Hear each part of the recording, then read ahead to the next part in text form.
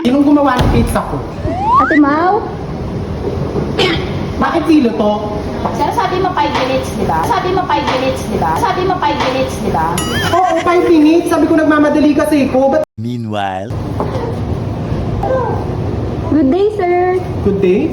Hapon na, be. Anong best-selling nyo dito? Ultimate spinach.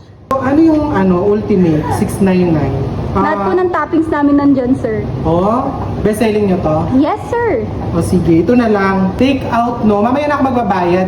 Para siya ko 5 minutes. Para siya ko 5 minutes. Para siya ko 5 minutes. Okay lang? Okay po. Ano pong size? Kung 18 inches ka, kasasabi mo lang, di ba? a few minutes later. Okay na? Okay na po, sir. Thank you po. Yes, sir. A few minutes later.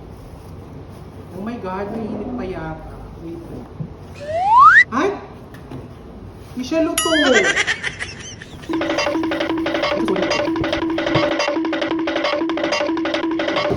Sinong gumawa ng pizza ko?